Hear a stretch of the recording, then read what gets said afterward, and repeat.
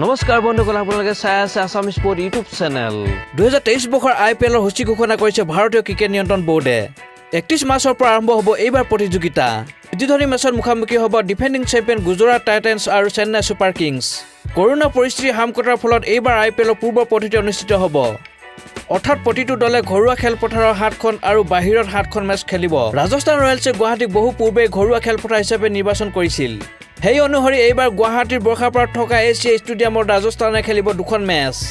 অৰ্থাৎ অসম ক্ৰিকেট প্ৰেমীৰ বাবে সুখবৰ। উপযোগী আন্তঃৰাষ্ট্ৰীয় মেচ উপভোগ কৰাৰ পিছত এইবাৰ IPLৰ মেচ উপভোগ কৰিব পাৰিব অসমবাসীয়ে। সূচী অনুসৰি 5 এপ্ৰিলত ৰাজস্থান ৰয়েলছে পঞ্জাৱ কিংছৰ বিৰুদ্ধে অৱতীৰ্ণ হোৱাৰ পিছত 8 এপ্ৰিলত খেলিব দিল্লী কেপিটেলছৰ বিৰুদ্ধে।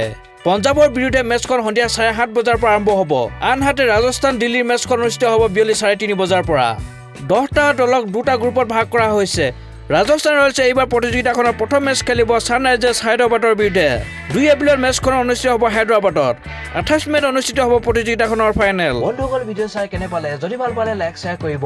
অনাগত দিনসমূহত খেল জগতৰ বিভিন্ন বা বাতৰি মই লৈ আহিবলৈ চেষ্টা কৰিম। তেতিয়ালৈ ধন্যবাদ। জয় অসম।